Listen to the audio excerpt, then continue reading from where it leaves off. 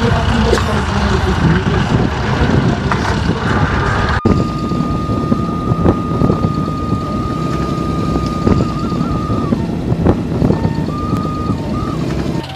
Guys मैं टेंगानी blog channel पर आपनलोकर उसरत अइन एटा video स्वागतम जनाइछु guys मैं आज आपनलोकर उसरলৈ आको नतुन अपडेट লৈ আনি দিছো आपनलोके हेकलके চাব বুলি মই অনুৰোধ কৰিছো পেহেলগামত যে 26 জনকৈ আমাৰ নাগৰিক হিৰসেট হৈছিল এটো দিনৰ পৰা আজি দিনটোলকে বৈঠক বহি যে আমাৰ নৰেন্দ্ৰ মোদী ডাঙৰীয়া যে বৈঠক কৰাৰ পিছত যে সিদ্ধান্ত কৰিছে সিদ্ধান্ত কৰাৰ লগে লগে আজি আমাৰ 7 মে তাৰিখৰ পৰা অহা কালিৰ পৰা যুদ্ধৰ পৰিলক্ষিত হ'ব বুলি আমি আপডেট পাইছো গতিকে অহা কালিৰ পৰা আপোনালোকে আমাৰ যি আমাৰ ভাৰত আৰু পাকিস্তানৰ মাজত যি সংঘাত হৈছিল এইটো অহা কালিৰ ভিতৰৰ পৰা আমি পাকিস্তান আৰু ভাৰত পাকিস্তানৰ মাজত যুদ্ধ হ'ব বুলি আমি নিশ্চিতভাৱে হিমাশ্ৰী পেহেলগাম আক্ৰমণৰ পাছতে আসলতে ভাৰতে প্ৰতিখন আসলতে যি ৰাজ্য আৰু ইউনিয়ন টেৰিটৰি আছে তেওঁলোকক এক নিৰ্দেশনা জাৰি কৰিছে মক ড্ৰিলৰ বাবে আৰু ইতিমধ্যে 246খন জিলা ইতিমধ্যে সামৰিক প্ৰতিৰক্ষা জিলা হিচাপে চিহ্নিত কৰা হৈছিল পূৰ্বতে সিভিল ডিফেন্স এক্ট 1966ত আৰু নিশ্চিতভাৱে এই 246খন জিলাত বহুকেইখন ৰাজ্যৰ এই জিলাসমূহত আসলতে মক ড্ৰিল কৰোৱা হ'ব গৃহ মন্ত্ৰালয় ইতিমধ্যে জাৰি কৰিছে আৰু এই মক ড্ৰিলৰ সময়ত আসলতে কি নিয়ম থাকিব আসলতে সামৰি লোৱা হ'ব এই গোটেই বিষয়খিনিক লৈ পেলাই গৃহ মন্ত্ৰালয়ে এক নিৰ্দেশনা জাৰি কৰিছে কিন্তু প্ৰথমে মই ক'ব লাগিব যোৱা 22 এপ্ৰিলত পেহেলগামত যি 26 জনকৈ নিৰীহ লোকক আক্ৰমণ কৰা হৈছিল তেওঁলোকে নিজৰ জীৱন ত্যাগ কৰিবলগীয়া হৈছিল তাৰ পাছতে ভাৰতবাসীয়ে যথেষ্ট আসলতে অপেক্ষা কৰি আছিল যে কেতিয়া ভাৰতে ইয়াৰ প্ৰত্যুত্তৰ দিব পাকিস্তানক আৰু পাকিস্তানকো আসলতে ডিপ্লোমেটিক্যালি কূটনৈতিকভাৱে বহুকেইটা উত্তৰ দিয়া হৈছে যদিও কিন্তু এই ধৰণে আক্ৰমণ কৰাৰ বাবে বা কি তেওঁলোকে সিদ্ধান্ত ল'ব ভাৰত চৰকাৰে কি ধৰণৰ সিদ্ধান্ত ল'ব তাক লৈ অধীৰ অপেক্ষা কৰি আছিল ভাৰতবাসী আৰু নিশ্চিতভাৱে আৰু এই যি মক ড্ৰিলৰ নিৰ্দেশনা 7 মেৰ ভিতৰত যি মক ড্ৰিল কৰিব লাগিব তাৰ পৰা এটা স্পষ্ট ইংগিত পোৱা গৈছে যে ভাৰত আক্ৰমণ কৰিবৰ বাবে ভাৰতে পাকিস্তানক আক্ৰমণ কৰিবৰ বাবে ইতিমধ্যে সাজু হোৱাৰ এক আসলতে ইংগিত পোৱা দেখা পোৱা গৈছে হিমাশ্ৰী আৰু নিশ্চিতভাৱে এটা কথা ক'ব লাগিব 246খন জিলা ইয়াত সামৰি লোৱা হৈছে জিলাসমূহত আসলতে সাধাৰণ জনতা আৰু যিসমূহ ছাত্ৰ ছাত্ৰী আছে তেওঁলোককো সামৰি লোৱা হ'ব ইয়াত সিভিল ডিফেন্স ৱাৰ্ডেন্স থাকিব হোমগাৰ্ড থাকিব এনচিচি কক থাকিব নেশ্যনেল সাৰ্ভিস স্কিমৰ যিসকল ভলন্টিয়াৰ আছে তেওঁলোক থাকিব নেহৰু যুৱা কেন্দ্ৰ সংগঠনৰ সদস্যসকল থাকিব আৰু বিশেষকৈ স্কুল কলেজৰ যিসমূহ ছাত্ৰ ছাত্ৰী তেওঁলোককো এই মক ড্ৰিলত সামৰি লোৱা হৈছে আৰু মক ড্ৰিলত আসলে কি ধৰণে তেওঁলোকে মক ড্ৰিলৰ প্ৰশিক্ষণ ল'ব এয়াৰ ষ্ট্ৰাইকৰ সময়ত কি ধৰণে আসলতে সজাগতা সৃষ্টি কৰিব লাগে তাৰ সম্পৰ্কে মক ড্ৰিলত অন্তৰ্ভুক্ত কৰা হৈছে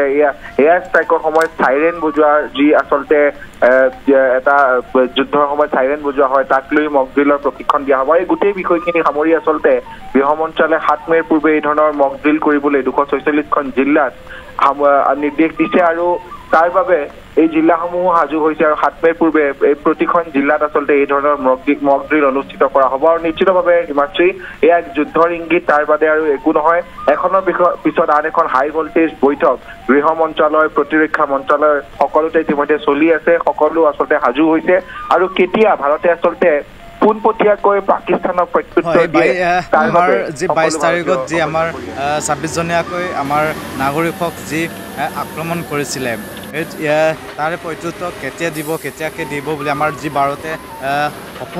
সপোন দেখি আছিলে যি ভাবি আছিলে 12 ঘণ্টাৰ ভিতৰতে আপোনালোকে যি ভাৰত পাকিস্তানৰ মাজত যি সংঘাত হৈছিলে আমাৰ আৰু 12 ঘণ্টাৰ পিছত হোৱাৰ লগে লগে আপোনালোকে ভাৰত পাকিস্তানৰ যি যুদ্ধ বুলি ক'ব লাগিব যি যুদ্ধ হ'ব আপোনালোকে অহা কালিৰ দিনটোত 7 তাৰিখে আপোনালোকে পৰিলক্ষিত হ'ব গতিকে কম সময়ৰ ভিতৰতে আমি পাকিস্তানক প্ৰত্যুত্তৰ দিয়াটো আমি পৰিলক্ষিত হৈছে যি আমাৰ ভাৰতৰ আমাৰ যে ভাৰতৰ সেনাদলে যি আমাক শস্ত্ৰ যোগাৰ প্ৰস্তুত কৰা হৈছে গতিকে আমি দেখিব পৰা গৈছে গতিকে আমি এই সময়তে আমি পাকিস্তানক যদি আমি পাকিস্তানক আমি ধূলিৰ লগত মিহলাব নোৱাৰি বা আমাৰ পাকিস্তানক আগুচি ধৰি পাকিস্তানক যদি শিৰচ্ছেদ নকৰে তেতিয়া আমি ভাৰতৰ নাগৰিক নহয় নেকি বুলি আমি নিজকে নিজে চিন্তা ভাবিবলগীয়া হৈছে গতিকে যি পাকিস্তানক আমি আক্ৰমণ কৰিব লাগিব গতিকে আমাৰ যি আমি দেখিব পৰা গৈছে আমাৰ যি অস্ত্ৰবোৰ আমি এনেকৈ এইটো এখন নদীতে আমি পাৰ কৰা দেখিবলৈ পাইছোঁ গতিকে আমি বহুত কম সময়ৰ ভিতৰত পাকিস্তানক শিৰচ্ছেদ আৰু পাকিস্তানক আমাৰ শক্তি দেখুৱাব বুলি মই আশা ৰাখিছোঁ গতিকে আমাৰ য'ত আমাৰ 22 তাৰিখে আমাৰ যি পেহেলগামত যি ঘটনা হৈছিল এইটো 22 তাৰিখৰ পৰা আজি পৰ্যন্তলৈকে আমি যি পাকিস্তানক প্ৰত্যুত্তৰ দিব বুলি আমি ভাবি থকা ভাৰতৰ নাগৰিকে যি আশা কৰি আছিল আমি 7 তাৰিখৰ পৰা আমি দেখিবলৈ পাম বুলি আমি প্ৰত্যেক ভাৰতৰ নাগৰিকে ভাবি থকা সপোন পূৰ্ণ হ'ব বুলি আমি দেখিব পৰা গৈছে গতিকে আমি পাকিস্তানক যি এই সময়ছোৱাতে আমি পাকিস্তানক আমি দেখুৱাব লাগিব আমাৰ শক্তিশালী আমি ভাৰতক কি বুলি ভাবিছে কি শক্তিৰে কি কমজোৰি দেখিছে গতিকে আমি ভাৰতক আমাৰ সেনা জোৱানক আমি উত্তৰ ইহঁতক দেখুৱাব বুলি মই আশা দেখি আছে আমাৰ যি এনা দলৰ যি এনা গ্ৰুপ আজি যি প্ৰস্তুতি হৈ ওলাই আহিছে গতিকে আমি ভাৰতৰ আমাৰ নাগৰিকসকলে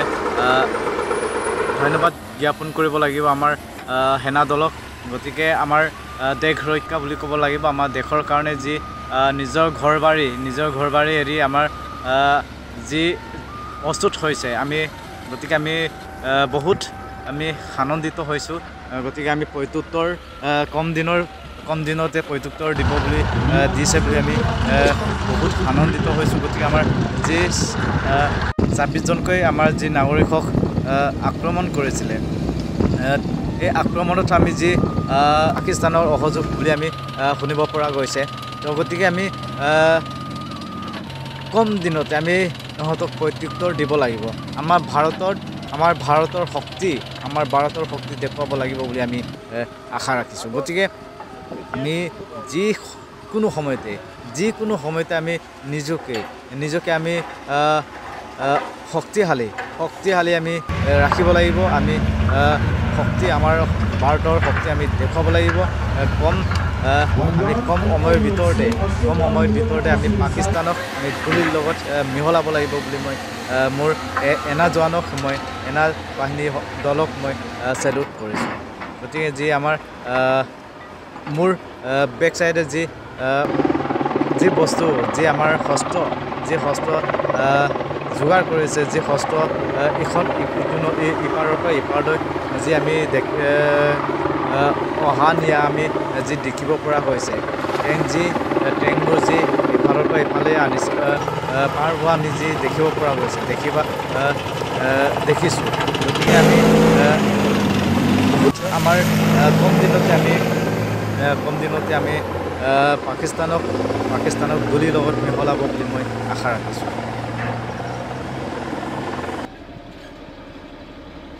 से जुड़े हुए जिले हैं उनको भी शामिल किया गया इसमें सबसे खास बात यह है कि आज की जो बैठक है उसमें जो एनडीएमए के अधिकारी यहां दिल्ली में मौजूद रहेंगे इसके साथ साथ एनडीआरएफ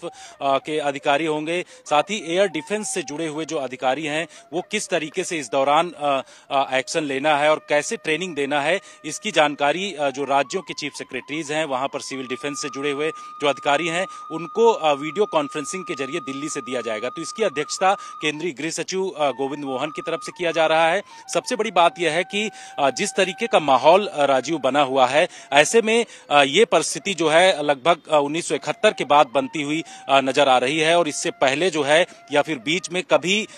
जो है इस तरीके का बड़े स्तर पर मॉक ड्रिल नहीं किया गया है कल जिस तरीके से 244 जिलों को चिन्हित किया गया और उसमें ये कहा जा रहा है कि लोगों को ज्यादा से ज्यादा इस तरीके की ट्रेनिंग दी जाएगी कि अगर किसी युद्ध जैसी स्थिति बनती है तो उस दौरान सायरन बजता है तो लोगों को छिपना कहां पर है, वहां के जो लोकल अथॉरिटीज हैं वो लोगों को इस तरीके की जानकारी देंगे। इसके साथ साथ ब्लैकआउट अगर 30 मिनट के आसपास होता है तो उस दौरान कैसे रहना है, इसके साथ ही छिपने के लिए जो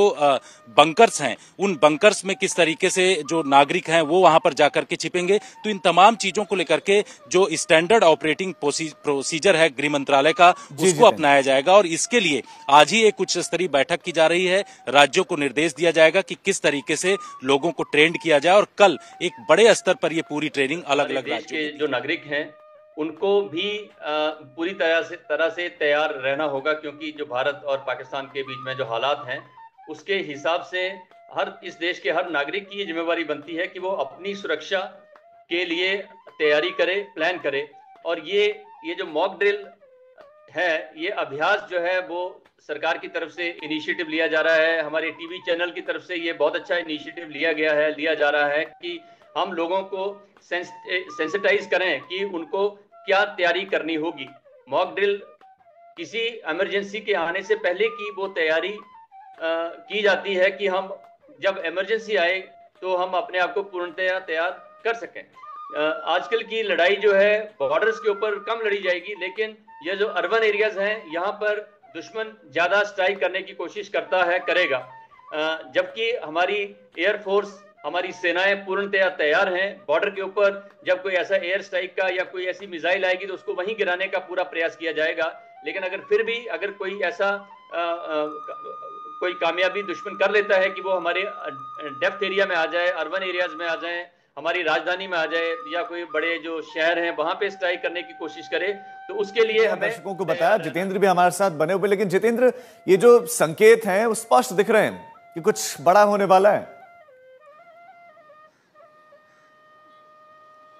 देखिए राजीव, पिछले कुछ दिनों से लगातार हम इस जगह को फॉलो कर रहे हैं, चाहे वो गृह मंत्रालय हो, इसके साथ साथ पीएमओ प्रधानमंत्री निवास हो, इन तमाम जगहों पर जिस तरीके से बैठकें चल रही हैं उच्च स्तरीय। कल भी हमने देखा कि प्रधानमंत्री यहाँ पर आए, प्रधानमंत्री कार्यालय, और यहाँ पर एनएसए अजीत डोभाल से उनकी बैठक हुई। इसके साथ साथ केंद्रीय गृह सचिव के साथ भी उनकी बैठक हुई। तो ये तमाम चीजें इस ओर निर्देशित कर रही हैं, इस ओर इशारा कर रही हैं कि कुछ बड़ा होने वाला है, क्योंकि जो स्थिति बनी है पहलगाम हमले के बाद हमने देखा कि भारत जो है लगातार इस चीज को लेकर के कंडेम करता रहा, और भारत के तमाम जो बड़े नेता हैं, चाहे प्रधानमंत्री हो, गृह मंत्री हो, रक्षा मंत्री हो, इनकी तरफ से जो बयान दिए गए हैं उन तमाम संकेतों से ये अनुमान लगाया जा सकता है कि कुछ बड़ा होने वाला, क्योंकि जिस तरीके की तैयारी चल रही है, जिस तरीके के राज्यों को सिविल डिफेंस के जो स्टेट्स से जुड़े हुए 244 जिले हैं, इन जिलों को जिस तरीके का निर्देश दिया गया और ये कहा गया कि पूरी कंप्लीट मॉक ड्रिल किया जाए और इसमें किसी भी तरीके की कोताही नहीं होनी चाहिए। तो कल की मॉक ड्रिल के बाद ये पता चलेगा कि आगे किस तरीके का कदम